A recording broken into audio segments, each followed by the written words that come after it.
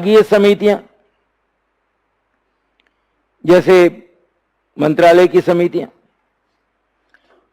USA के साथ तुलनात्मक अध्ययन, मेनली ब्रिटेन के साथ भी, यूएसए और ब्रिटेन। अभी अभी ब्रिटेन लिखा है, इसका मतलब यह नहीं कि यहां पर रिपीट होगा, बल्कि वहां की लोकसभा क्या होती है, वहां की राज्यसभा क्या होती है, उसमें कितने सांसद होते हैं, ये सारी बातें, ठीक है ना, यहां पर हम पढ़ेंगे। तो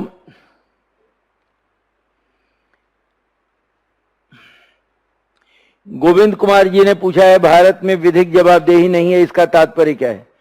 आप लोगों को लिखवाया होगा प्रधानमंत्री के संदर्भ में, मंत्रिपरिषद के संबंध में, कि ब्रिटेन में जब भी कोई कानून बनता है तो वहां की महारानी के हस्ताक्षर पर प्रति हस्ताक्षर होता है और विधिक जवाबदेही सुनिश्चित होती है। भारत में न तो प्रधानमंत्री न ही मंत्रिपरिषद का कोई सदस्य राष्ट्रपति के हस्ताक्षर के बाद कोई हस्ताक्षर करता है, इसलिए भारत में विधिक जवाबदेही का कोई औचित्य नहीं है या कोई उसकी अवधारणा नहीं है। ब्रिटेन में इसकी अवधारणा है। हाँ, अभी नहीं पढ़े हैं उसको, आगे पढ़ेंगे। प्रतिछाया मंत्रिमंडल आपको लिखवाया है, आगे हम उसको पढ़ेंगे। और एक और शब्द आपको दिया था, नष्ट करने की व्यवस्था या स्पॉयल सिस्टम उसको कहते हैं। अमेरिका इतना, ये सब प्रशासन में आप लोग खुद ही पढ़ लेंगे जब लोक सेवा वगैरह पढ़ाया जाएगा, फिर भी मैं बता दे रहा हूं कि अमेरिका इतना विकसित देश है, लेकिन अमेरिका में लोक सेवा शुद्धता योग्यता आधारित नहीं होती है। और स्पॉयल सिस्टम वहां पर 1789 से ही काम कर रहा है, बावजूद इसके कि 1883 में योग्यता आधारित लोक सेवा का सुझाव दिया गया था, लेकिन उसे पूरी तरह नहीं अपनाया गया। और जब कोई सरकार आती है तो वहां पर नए लोक सेवक आ जाते हैं, सरकार जाती है, दूसरी सरकार आती है तो वह पूरे को बदल देती है, फिर दूसरा आ जाता है, ठीक है ना। वहां की लोक सेवा को भारत की तरह या फ्रांस की तरह या जापान की तरह या ब्रिटेन की तरह प्रतिष्ठित लोक सेवा नहीं मानते। और लोक सेवकों का एक दिन का प्रशिक्षण होता है, उसके बाद वो अपने काम पे लग जाते हैं। तो बहुत ही अपेक्षाकृत अल्प दर्जे का सिविल सर्विस वहां पर है, अगर आप भारत या फ्रांस, ब्रिटेन या जापान, इससे आप तुलना करेंगे तो इसलिए वहां पर वह व्यवस्था अपनाई, स्पॉयल सिस्टम उसको कहते हैं, बर्बादी की व्यवस्था, जिसमें कि सरकार के बनने से लोक सेवक आते हैं और सरकार के जाने पर चले जाते हैं, तो उनका राजनीति से सीधा संबंध होता है। अब हम लोग पढ़ें संसद की भूमिका। और संसद की भूमिका पढ़ने में दो तीन चीजों का मैं उल्लेख करूंगा आपके साथ। एक तो अगर कभी कहा जाए कि संसद का काम, और दूसरा कहा जाए संसद की भूमिका, तो इन दोनों में कोई अंतर होगा क्या? संसद का काम और संसद की भूमिका, अगर संभव हो तो बताते रहें, गलत सही कुछ भी नहीं हो पा रहा है। कहां से? हाँ बेटा, क्या अंतर है बताएं।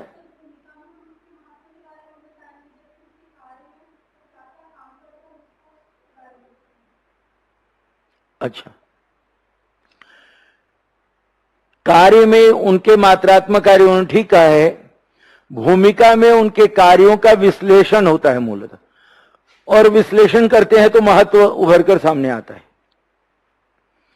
लेकिन महत्व दूसरी चीज है। हम विश्लेषण करते हैं तो व्यक्ति की भूमिका वह सही भी हो सकती है, गलत भी हो सकती है। तो जब भी हम भूमिका शब्द की चर्चा करें या प्रश्न में अगर भूमिका शब्द हो तो आप काम मत लिखिएगा, अन्यथा उत्तर नहीं होगा वो, और इसलिए नंबर भी कम आते हैं हमारे। मैं काम और भूमिका दोनों में अंतर स्पष्ट करूंगा सही जगह पर। अभी भूमिका का तात्पर्य यह है कि संसद जो कार्य करती है, दिन प्रतिदिन के जो कार्य होते हैं उसके आधार पर विश्लेषण, ठीक है ना। जैसे प्रतिदिन का कार्य क्या होता है, एक दो उदाहरण पहले दे रहा हूं, फिर आगे बढ़ूंगा। प्रश्नकाल नाम सुने हैं आप लोग? प्रश्नकाल, शून्यकाल, स्थगन प्रस्ताव, निंदा प्रस्ताव, अविश्वास प्रस्ताव, ध्यानाकर्षण प्रस्ताव, ये आगे पढ़ेंगे हम लोग। ये सब काम हो गए, ठीक है ना। या फिर बजट पर बहस, है ना, किसी विधि पर बहस, तो ये क्या हुआ? ये काम हुआ, वह उसकी भूमिका नहीं हुई। अगर कल कोई आपसे पूछेगा कि आपके जीवन में शिक्षा की भूमिका क्या है, तो क्लास लेते थे। ये भूमिका नहीं है, ये क्या है? काम है। भूमिका इस काम के विश्लेषण पर ज्ञात होता है, ठीक है ना, पहली चीज। दूसरी चीज कि संसद की भूमिका को जानने के पहले मैं यह जानना चाहूंगा कि संसद सांसदों से बना हुआ है। सांसद कौन होते हैं? ध्यान से और गंभीरता से, अगर संभव हो तो उत्तर दीजिएगा, अन्यथा कोई जरूरी नहीं है। सांसद किसको कहते हैं? लोकसभा और राज्यसभा के सदस्य। चलिए, लोकसभा और राज्यसभा के सदस्य। सांसद की अंग्रेजी क्या है? Member of. और इसमें ना तो लोकसभा है ना राज्यसभा है। देखिए, ना तो इसमें लोकसभा, ना तो इसमें राज्यसभा। वह तो मेंबर ऑफ पार्लियामेंट है, वह संसद का सदस्य है। हम लोग क्या बोलते हैं? लोकसभा का। हम लोग बोलते हैं राज्यसभा का। वो तो वहां बैठता है, वहां पर मतदान का अधिकार हो सकता है, लेकिन वह सदस्य किसका है? संसद का, मेंबर ऑफ पार्लियामेंट। बाद में ब्रैकेट में देखिएगा लोकसभा राज्यसभा ऐसे लिखा रहता। दूसरी चीज कि जो संसद का सदस्य है उसमें और जनप्रतिनिधि में कोई अंतर होता है? जो संसद का सदस्य है उसमें और जो जनप्रतिनिधि होता है उसमें कोई अंतर है क्या? क्या?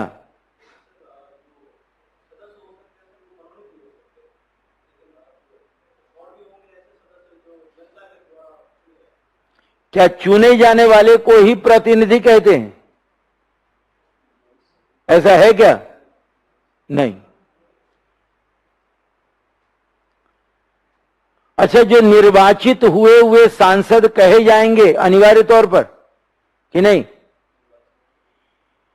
अगर लोकसभा, या जैसे आपके मित्र ने कहा, मैं उसको एक्सेप्ट कर लेता हूं थोड़ी देर के लिए, बेटा अगर मान लो कि लोकसभा के लिए निर्वाचित हो गए, तो क्या उनको सांसद कहा जाएगा या नहीं कहा जाएगा? हाँ, जीत, निर्वाचित मतलब जीत गए, तो उनको कहा जाएगा? नहीं। निर्वाचित होने के बाद भी सांसद नहीं कहे जाते। देखिए कितनी बारीक गलतियां हम करते हैं या जानते नहीं, और इसमें कितना बड़ा अंतर है इसको समझिएगा, तब ये सब बड़ी बड़ी बातें हम करेंगे आपके साथ। कि एक व्यक्ति जो निर्वाचित हो गया, इलेक्टेड हो गया, निर्वाचित,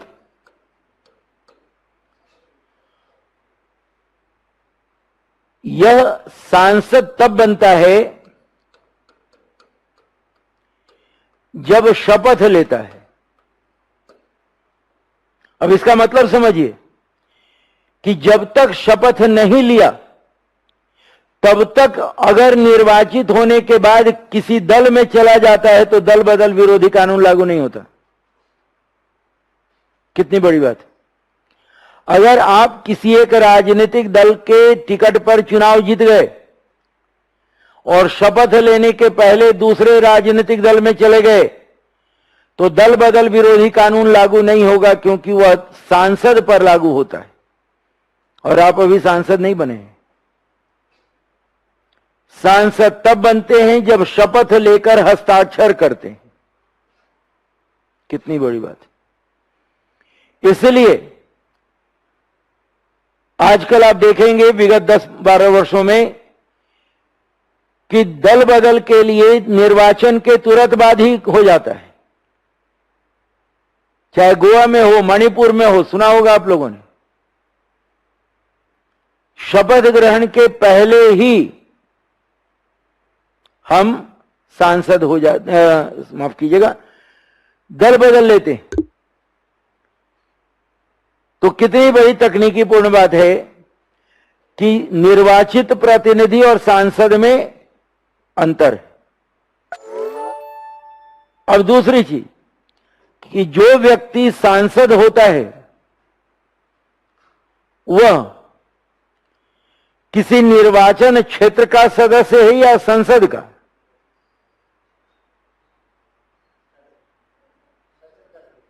वह संसद का है। तो इसका मतलब क्या हुआ कि संसदीय लोकतंत्र में वह व्यक्ति जो सांसद है उससे संसद के सदस्य के रूप में व्यवहार करना है, न कि अपने निर्वाचन क्षेत्र के प्रतिनिधि के रूप में, न कि किसी राजनीतिक दल के प्रतिनिधि के रूप में, बल्कि सांसद के रूप में। और नियम के अनुसार सदन में दो ही प्रकार के लोग होते हैं। एक वे जो मंत्रिपरिषद में होते हैं जिनको ट्रेजरी बेंच कहते हैं, और एक वे जो सांसद होते हैं। वे किस दल से संबंध रखते हैं इससे सदन को मतलब नहीं है।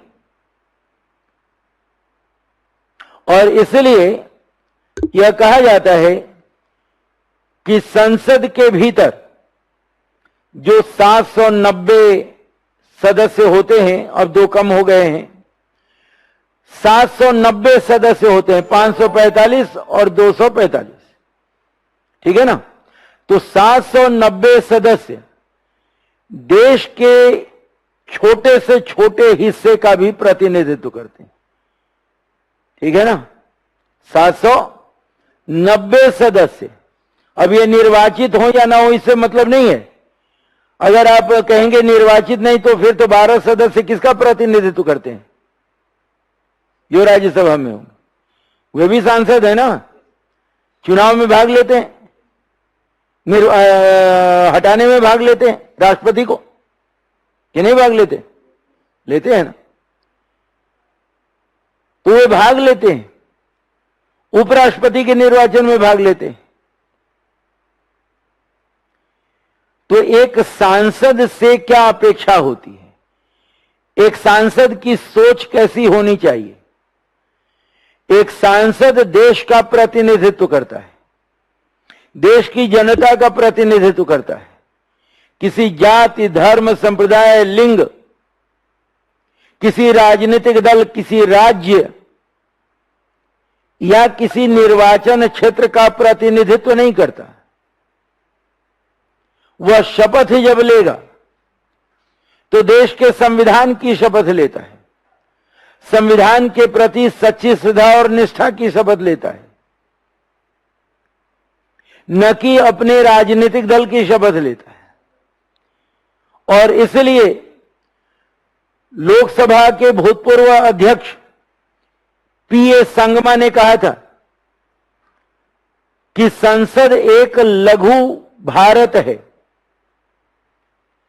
एक छोटा भारत जिसमें बैठा हुआ प्रत्येक व्यक्ति देश के प्रत्येक हिस्से का प्रतिनिधित्व कर रहा है। और इसलिए सांसद से यह अपेक्षित होगा कि वह राष्ट्र हित को ध्यान में रख अपना विचार व्यक्त करे। सांसद से यह अपेक्षित होता है कि वह देश की समस्या सामने रखे, जिसमें जहां से वह निर्वाचित हुआ उसकी भी समस्या है, जहां से नहीं निर्वाचित हुआ उसकी भी समस्या है।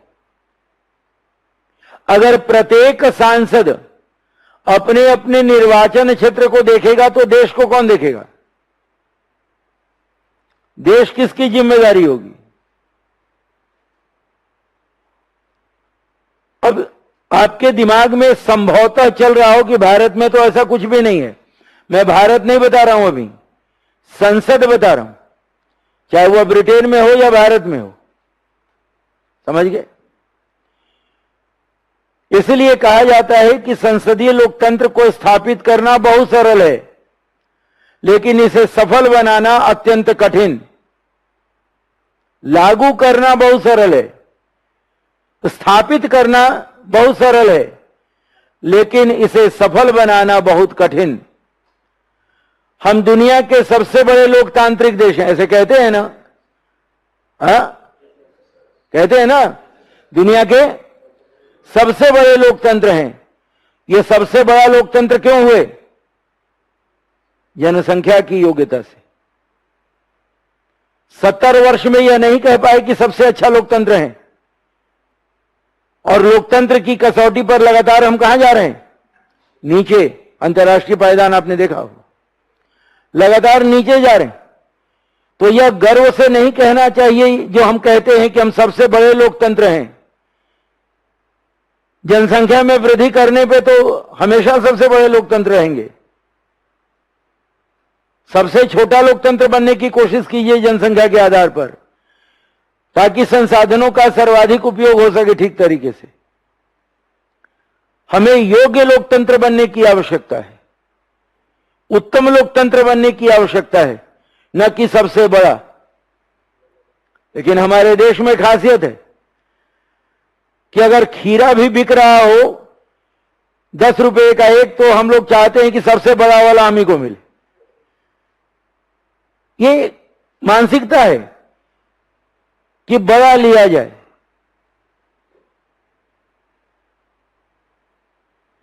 अगर एक जैसे ये टी शर्ट आप लोग पहने हाफ बाजू का मिलता हो 100 रुपया में, फुल बाजू का भी 100 रुपया में, तो दिमाग यह काम करता है कि इसमें ज्यादा कपड़ा फुल बाजू वाला ले लो, भले ही गर्मी में मरो, लेकिन ले लो, पैसा फुल बाजू वाला उसी दाम में मिल रहा है। यह मानसिकता होती है। तो देश के हम, ये बार बार बोला जाता है, देश के हम दुनिया के सबसे बड़े लोकतंत्र हैं। 70 वर्षों में हम नहीं सिद्ध कर पाए कि दुनिया के सबसे अच्छे लोकतंत्र में से एक। तो संविधान, संसदीय लोकतंत्र में सांसद वह होता है जो संसद रूपी लघु भारत में देश का प्रतिनिधित्व करता हो, देश का प्रतिनिधित्व, और अपनी शपथ के तहत वह भारत के संविधान के प्रति सच्ची श्रद्धा और निष्ठा रखता हो, और संविधान के माध्यम से देश के लोगों को सेवा देने के लिए तत्पर रहता हो।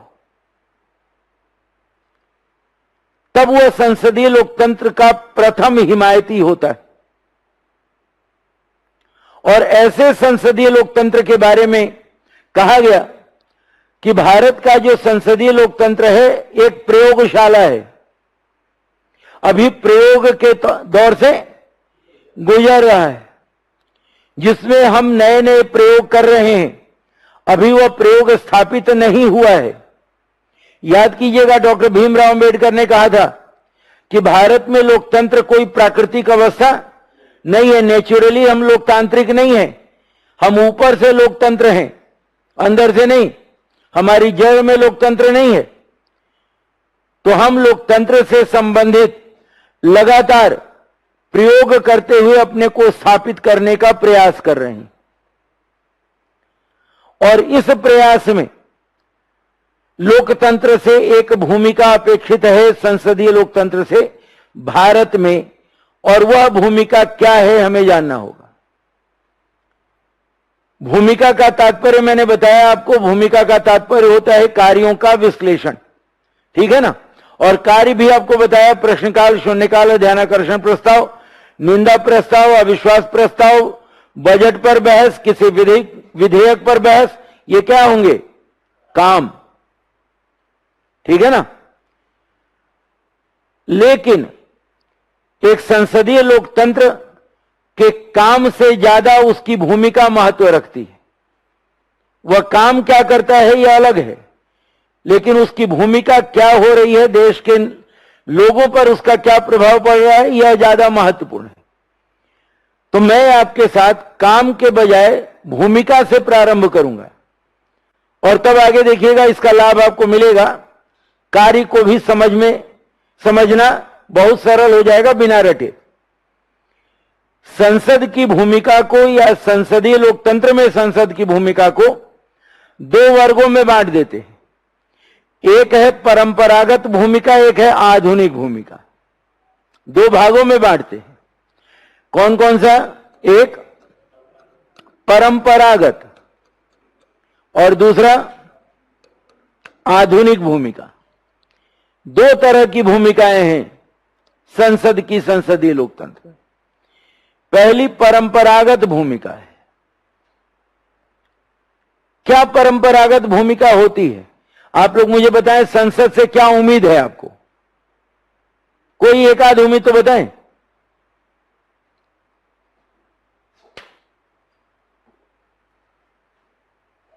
कोई बोले, संसद से क्या उम्मीद है आपको?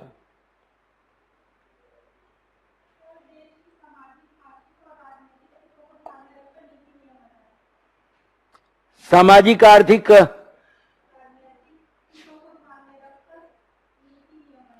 नीति का निर्माण करे।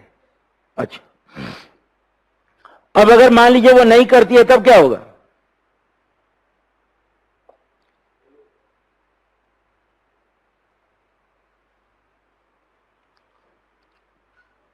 चलिए, अच्छी बात है, उन्होंने सही कहा है। पहला पॉइंट यह होता है कि देश की सबसे बड़ी नीति निर्मात्री संस्था, देश की सबसे बड़ी नीति निर्मात्री संस्था यानी पॉलिसी मेकिंग बॉडी के रूप में उसकी भूमिका, हम इसी का विश्लेषण करने जा रहे हैं। परंपरागत भूमिका में पहली भूमिका मैं ले रहा हूं कि देश की सबसे बड़ी नीति निर्मात्री संस्था की भूमिका। ठीक है ना? अब नीति निर्मात्री संस्था का मतलब क्या हुआ? नीति का क्या मतलब है? कभी बताया होगा भाई, नीति का मतलब क्या है? जनता की इच्छाओं की विशिष्ट वैज्ञानिक अभिव्यक्ति को नीति कहते हैं। पहले भी बोला था, दोबारा बोल रहा हूं, राजनीति और नीति में अंतर है। राजनीति क्या है? जनता की इच्छाओं की सामान्य अभिव्यक्ति को राजनीति कहते हैं और ऐसी अभिव्यक्ति जो देते हैं उनको राजनीतिज्ञ कहते हैं। और जब जनता की इच्छाओं की विशिष्ट वैज्ञानिक अभिव्यक्ति होती है तो वह संसद हो जाती। विशिष्ट वैज्ञानिक अभिव्यक्ति वह संसद हो गई। क्यों? क्योंकि संसद में राजनीतिज्ञ व्यक्तिगत आधार पर निर्णय नहीं कर रहे हैं। किस आधार पर? राष्ट्रहित। इसलिए तो अभी ये सब बोल रहा था कि एक सांसद सदन के भीतर स्वयं को किसका प्रतिनिधि मानकर बैठ रहा है? देश का प्रतिनिधि। वह शपथ किसका लेकर बैठ रहा है? ऐसी ठंडक लग रही है। संसद में व्यवधान तो संसदीय लोकतंत्र में, ध्यान से सुनिएगा, यह सब पूरा पूरा लिखवा भी नहीं पाऊंगा मैं। संसदीय लोकतंत्रात्मक व्यवस्था में सांसद से यह उम्मीद होती है कि वह राष्ट्र को ध्यान में रखकर बैठे, और राष्ट्र को ध्यान में रखकर जब वह बैठेगा, आपके मित्र ने बोला कि राजनीतिक, सामाजिक, आर्थिक परिस्थितियों को ध्यान में रखते हुए वह राष्ट्र नीति के निर्धारण में अपनी भूमिका का निर्वहन करेगा। राष्ट्र नीति के निर्धारण में। अब वह राष्ट्र नीति क्या होती है? वह राष्ट्र नीति किस रूप में होती है? वह राष्ट्र नीति शिक्षा नीति के रूप में हो सकती है, वह राष्ट्र नीति कृषि नीति के रूप में हो सकती है, वह राष्ट्र नीति वैज्ञानिक नीति के रूप में हो सकती है, वह राष्ट्र नीति परमाणु नीति के रूप में हो सकती है, वह राष्ट्र नीति शोध अनुसंधान के क्षेत्र में हो सकती है, स्वास्थ्य नीति के क्षेत्र में हो सकती है। वह राष्ट्र की नीति है, किसी एक व्यक्ति या एक राज्य से संबंधित वह नीति नहीं है। और ऐसी स्थिति में जब हम किसी एक नीति पर विश्लेषण कर रहे हों, एक नीति पर विश्लेषण करने का तात्पर्य क्या है? एक उदाहरण देता हूं, वह है शिक्षा नीति। हमारे देश में शिक्षा नीति अभी हाल ही में लागू की गई है, आपको मालूम होगा। इस शिक्षा नीति के माध्यम से हम देश में शिक्षा से संबंधित जो हमारी इच्छाएं हैं, हम उन इच्छाओं को विशिष्ट वैज्ञानिक अभिव्यक्ति देते हैं। अगर वह राष्ट्र, ध्यान से सुनिएगा, अगर वह राष्ट्रीय शिक्षा नीति है, अगर वह राष्ट्रीय शिक्षा नीति है, तो राष्ट्रीय शिक्षा नीति को लागू करने के समय अलग अलग राज्यों में अलग अलग बोर्ड और संघीय स्तर पर अलग अलग बोर्ड का औचित्य क्या है, उनके अलग अलग पाठ्यक्रमों का औचित्य क्या है। अलग अलग राज्यों से 10वीं कक्षा पास करने वाले विद्यार्थी क्या एक ही पाठ्यक्रम से पढ़ के आए हुए हैं? नहीं। क्या उनके अंक जो प्राप्त होते हैं उसे देने का पैमाना एक ही है? नहीं। तो राष्ट्रीय शिक्षा नीति कहां है? क्या देश के सभी महाविद्यालयों और विश्वविद्यालयों में एक ही पाठ्यक्रम से पढ़ाई होती है? नहीं। तो वह शिक्षा नीति कहां है? राष्ट्रीय शिक्षा नीति। वह किस आधार पर होगी? वह तब होगी जब राष्ट्रीय स्तर पर हम सोच विकसित करेंगे। वह चाहे स्वास्थ्य की नीति हो, वह औद्योगिक नीति हो, वह आर्थिक नीति हो, वह कृषि नीति हो। जब नीतियों का निर्माण होता है तो किसानों को बड़े किसान और छोटे किसान में नहीं बांटा जा सकता। शिक्षा को छोटे लोगों की शिक्षा बड़े लोगों की शिक्षा में नहीं बांटी जा सकती। हमें यह आवश्यकता होगी जानने की कि देश की जो भी सामाजिक, आर्थिक, राजनीतिक परिस्थितियां हैं, उन परिस्थितियों के आधार पर शिक्षा के आयाम कितने हो सकते हैं, उन आयामों को समझने की आवश्यकता होगी। वह हो सकता है कि महिला शिक्षा हो, वह हो सकता है वयस्क शिक्षा हो, वह हो सकता है औद्योगिक शिक्षा हो, वह हो सकता है पेशेवर शिक्षा, व्यावसायिक शिक्षा हो, वोकेशनल एजुकेशन हो, वह हो सकता है प्राथमिक शिक्षा हो, माध्यमिक शिक्षा हो, उच्चतर शिक्षा हो, शोध अनुसंधान की शिक्षा हो। लेकिन जब उस नीति का निर्माण होगा तो वह शिक्षा मध्य प्रदेश के लिए अलग, बिहार के लिए अलग, उत्तर प्रदेश के लिए अलग, और उसकी शैक्षणिक पाठ्यक्रम अलग अलग राज्यों के लिए अलग अलग नहीं हो सकते। उसमें एक रूपता के आने की आवश्यकता है। जब यह चर्चा हम करते हैं कि एक कानून, एक देश, एक विधान, एक संविधान, तो एक शिक्षा एक देश क्यों नहीं हो सकता? स्वास्थ्य की एक नीति और एक देश क्यों नहीं हो सकता? संसद, रिपीट कर रहा हूं, देश का प्रतिनिधित्व करती। तो संसद की पहली भूमिका होती है कि वह राष्ट्र हित में राष्ट्रीय नीतियों के निर्माण में अपनी भूमिका का निर्वहन करे। संघ सूची में दिए गए विषयों पर उसे नीति निर्माण का अधिकार है, उसे विधि निर्माण का अधिकार है। उससे संबंधित वह राष्ट्रीय परिवेश में राष्ट्रीय दृष्टिकोण के साथ नीतियों का निर्वहन करे, ताकि देश की जनता का प्रतिनिधित्व उसकी नीति में झलक सके, और वह प्रतिनिधित्व दक्षिण भारत और उत्तर भारत में विभाजित न हो, वह पूर्वी भारत और पश्चिमी भारत में विभाजित न हो, वह भाषा के आधार पर विभाजित न हो, वह धर्म के आधार पर विभाजित न हो। यह संसद की नीति होती है, यह जिम्मेदारी होती है संसद कि वह संसद देश की इच्छाओं को विशिष्ट वैज्ञानिक अभिव्यक्ति देते हुए, क्योंकि संसद के भीतर कोई एक राज्य का प्रतिनिधि नहीं हो रहा, देश के सभी भागों से आए हुए प्रतिनिधि मौजूद हैं, और उन सभी के दृष्टिकोणों को ध्यान में रखते हुए एक राष्ट्रीय नीति का निर्माण होता है उन विषयों पर जो संघ सूची के विषय होते। संसद से यह अपेक्षा होती है, इसलिए संसद लघु भारत के रूप में जाना जाता है। और यह परंपरागत भूमिका है, कोई नई भूमिका नहीं है। 1950 से लेकर आज तक संसद से अपेक्षा होती है कि वह राष्ट्रीय दृष्टिकोण के आधार पर राष्ट्रीय नीति का निर्माण करे, जिसमें राज्य की प्राथमिकता न हो, जिसमें धर्म की प्राथमिकता न हो, जिसमें लिंग की प्राथमिकता न हो, बल्कि आवश्यकताओं के अनुसार प्राथमिकताओं का निर्धारण हो। इसलिए आवश्यक है कि संसदीय लोकतंत्र में जनता की इच्छाओं को विशिष्ट वैज्ञानिक परिभाषा प्रदान करे, और जब वह विशिष्ट वैज्ञानिक परिभाषा देने में कामयाब होगी तो देश में समरूपीय प्रशासन को स्थापित करना सरल हो जाएगा। फिर यह समस्या नहीं होगी कि आप किस राज्य से पढ़कर आए हैं, किस राज्य से नहीं, और वहां के सिलेबस में क्या है और यहां के सिलेबस में क्या है, यह समस्या नहीं उत्पन्न होगी। तो संसद से पहली जो भूमिका अपेक्षित होती है वह होती है कि राष्ट्रीय नीति निर्माण संस्था के रूप में अपने को स्थापित करे।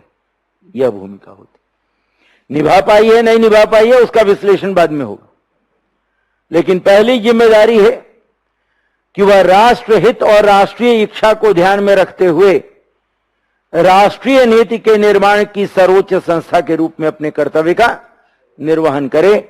और इसलिए संसद को देश की सबसे बड़ी नीति निर्मात्री संस्था माना गया है, सबसे बड़ी। दूसरी भूमिका जो संसद की होती है वह होती है कार्यपालिका पर प्रभावी रूप से कार्यपालिका को जवाबदेह बनाना, कार्यपालिका को प्रभावी रूप से प्रभावशाली तरीके से जवाबदेह बनाना, कार्यपालिका जवाबदेह हो। अब कार्यपालिका की जवाबदेही कैसे आती है? अभी जब ये प्रश्नकाल, शून्यकाल, ध्यानाकर्षण प्रस्ताव, निंदा प्रस्ताव, ये सब बोल रहा था, आप सुन रहे थे, आप बोल रहे थे, ये सब क्या है? जवाबदेही निर्धारित करने के तरीके। इन पद्धतियों के माध्यम से काम करके विधायिका कार्यपालिका को जवाबदेह बनाती है। बहुत साधारण सी बात कि विधायिका कार्यपालिका को जवाबदेह बनाती है। और जब विधायिका कार्यपालिका को जवाबदेह बनाती है तो उसका क्या तरीका है? बहुत सारे तरीके स्थापित किए गए हैं। अभी संसदीय समिति, विभागीय समिति, ये सब तरीके हैं।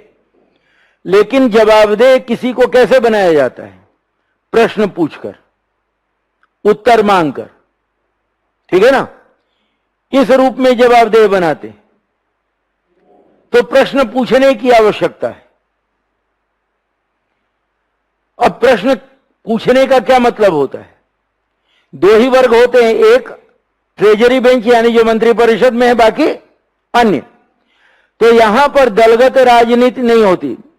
संसदीय लोकतंत्र को समझिएगा, कौन सत्ताधारी पक्ष का है और कौन विपक्ष का है, सांसद के रूप में उसकी कोई पहचान नहीं हो रही।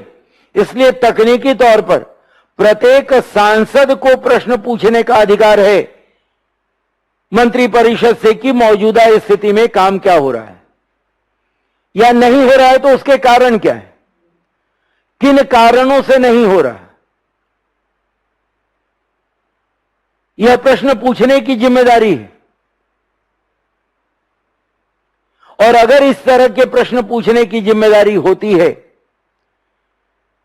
तो संसद प्रधानमंत्री और मंत्रिपरिषद को सदन के भीतर प्रश्न का जवाब देने के लिए मजबूर कर सकती। अभी आपको एक उदाहरण दे रहा था मैं कि ब्रिटेन के प्रधानमंत्री को 100 से ज्यादा प्रश्नों का उत्तर एक बार में देना पड़ा यूक्रेन के मुद्दे पर। कोरोना संकट के मुद्दे पर खुद स्वयं प्रश्न का उत्तर देना पड़ा सदन के भीतर। यह संसद की जिम्मेदारी होती कि वह मंत्रिपरिषद को सदन के सामने जवाबदेह बनाए, चाहे वह कीमत का मुद्दा हो, चाहे वह भ्रष्टाचार का मुद्दा हो, चाहे वह सेना संबंधी मुद्दा हो, चाहे वो सामाजिक या स्वास्थ्य संबंधी मुद्दा हो, इस पर सरकार को सदन में जवाबदेह होना होता है। सदन के बाहर नहीं, सदन के भीतर जवाबदेही की आवश्यकता होती है। वह उन प्रश्नों का उत्तर दे जिन प्रश्नों के माध्यम से यह पूछा गया लोकसभा के भीतर कि जो एसआईटी का गठन हुआ है विश्वविद्यालय में झगड़े को लेकर, उसकी प्रगति कहां तक हुई। गृह राज्य मंत्री ने जवाब दिया कि जांच चल रही है। ऐसे ही प्रश्नों के उत्तर में ओम बिरला ने वक्तव्य दिया था कि सरकार आप हैं तो उत्तर कौन देगा। आप यह नहीं कह सकते कि सरकार उत्तर देगी। सरकार है कौन? एक मंत्री ही तो सरकार होता है। तो ओम बिरला ने यह प्रश्न किया उस मंत्री से कि आप ऐसा उत्तर नहीं दे सकते, आप जवाब दें जो प्रश्न पूछा गया है। जांच चल रही है यह प्रश्न ही नहीं है, कहां तक पहुंचा, अभी तक क्या ज्ञात हुआ यह बताया जाए, इसका जवाब देने की आवश्यकता है। तो संसदीय लोकतंत्र में देश की जनता की तरफ से सांसद प्रश्न पूछते हैं और सरकार से प्रश्न पूछते हैं। किसी दल के सांसद नहीं, सांसद प्रश्न पूछते हैं। अगर आपको लगता है कि आज देश में महंगाई है जैसा लोग कह रहे हैं, तो यह सांसदों को प्रश्न पूछने की आवश्यकता। और यह कोई भी मंत्री नहीं कह सकता कि हम यह चीज नहीं खाते हैं इसलिए मुझे इसकी कीमत नहीं मालूम। आपने सुना होगा, उत्तर भी दिया गया था सदन के भीतर कि हम यह चीज नहीं खाते इसलिए हमें इसकी कीमत नहीं मालूम। तो जो खाते हैं केवल उसी की कीमत मालूम या उसी का प्रबंधन करेंगे हम।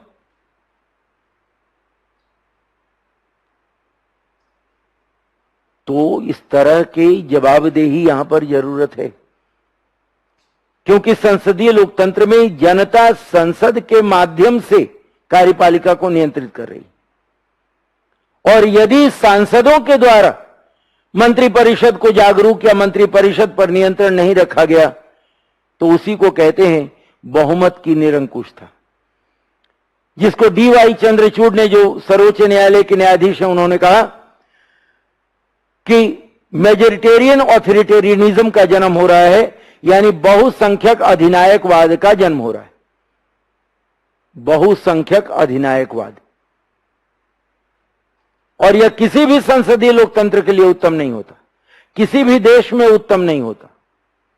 तो संसद की जो भूमिका है वह दूसरी महत्वपूर्ण भूमिका होती है कि वह कार्यपालिका को नियंत्रित करे। और कार्यपालिका का मतलब होता है मंत्रिपरिषद, ठीक है ना। रिपीट करूंगा कि मंत्रिपरिषद में जो लोग होते हैं उनके अलावा सभी क्या होते हैं? सांसद होते हैं। और सदन के भीतर वे दल का प्रतिनिधित्व नहीं करते, वे संसद का प्रतिनिधित्व करते हैं और देश की समस्याओं के संबंध में देश की कार्यपालिका से प्रश्न पूछने का अधिकार रखते हैं। यह नहीं कहा जा सकता कि आप इस निर्वाचन क्षेत्र के हैं तो दूसरे निर्वाचन क्षेत्र का प्रश्न क्यों पूछ रहे हैं, ठीक है ना। यह नहीं पूछ सकते, यह नहीं कहा जा सकता। वह पूछा जा सकता है प्रश्न। तो संसदीय लोकतंत्र में संसद से दूसरी परंपरागत जिम्मेदारी निभाने की बात जब कही जाती है तो वह दूसरी जिम्मेदारी क्या है कि वह कार्यपालिका को जवाबदेह बनाए, ठीक है ना। और इसी जवाबदेही के तहत आज समय सीमा को ध्यान में रखते हुए काम खत्म करना पड़ेगा। हाँ, मुझे तो यही लग रहा है, क्योंकि 2 मिनट बाकी है और 2 मिनट में तीसरा पॉइंट नहीं ले सकते। तो जब हम लोग इस तरह से अभी पढ़ेंगे, अब इसमें बहुत सारा मुद्दा आएगा। जैसे 2 मिनट है तो मैं आप लोगों को छोड़ना तो है नहीं, ठीक है। तो देखिए, जैसे अब एक आर्टिकल है, पार्लियामेंट अंडर सस्पेंशन। ये बार बार होता है ना कि स्थगित कर दिया गया, ठीक है ना। तो ये सब स्थगन क्यों होता है ये देखना पड़ेगा। क्राइम अगेंस्ट पार्लियामेंट, अभी ऐसे ऐसे आर्टिकल हैं कि भारत में संसदीय लोकतंत्र का पतन, अपर्दन, अपक्षय हो रहा है। ये सब शब्द हैं भारत में। और ऐसे शब्द न्यूज़पेपर में आए, जैसे देखिए हिंदू, ठीक है। तो ये सब चीजों को लेकर के हमें पढ़ना होगा कि भारत में संसदीय लोकतंत्र की स्थिति क्या है, किस प्रकार से संसदीय लोकतंत्र विकसित हो रहा है, मजबूत हो रहा है या कमजोर हो रहा है। और सब कुछ आंकड़ों के आधार पर करना है, ठीक है ना। आंकड़ों के आधार पर हम लोग पढ़ेंगे। जैसे एक आंकड़ा आपको दे रहा हूं कि जुवेनाइल जस्टिस एक्ट, यानी कि बच्चों का जो बाल अन्याय विधेयक है, उस पर राज्यसभा में 5 मिनट की बहस कराई गई थी। राज्यसभा में 5 मिनट की बहस, और उसके बाद विधेयक को पारित कर दिया गया। सोचिए कि ऐसे ऐसे विधेयक पास होते हैं, 5 मिनट 7 मिनट इसमें विधेयक पारित हो जा रहे हैं। ये सब तथ्य आपको बताऊंगा आगे। 20% से कम विधेयक आजकल समितियों में भेजे जा रहे हैं, 20% से भी कम। प्रवर समिति, संयुक्त समिति, सब मिलाकर बोल रहा हूं। तो आंकड़ा देना पड़ेगा। जब हम उत्तर लिखते हैं उसमें आंकड़े देने पड़ेंगे कि यह आंकड़ा है, उसी के आधार पर लिख सकते हैं। यानी कि व्यक्तिगत आधार पे कि सरकार का विरोध कर रहे हैं तो इसी मौका है, इसी कर डालो, ऐसा नहीं। कुछ भी लिखेंगे समर्थन के लिए तथ्य देना पड़ेगा, है ना। हाँ, नहीं तो बहुतों को मौका मिलता है कि अभी ही विरोध कर डालो।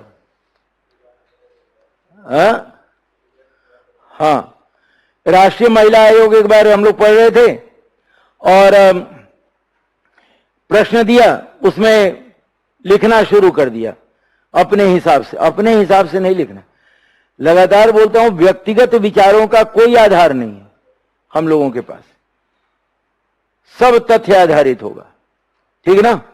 तो कल हम लोग मिलते हैं, और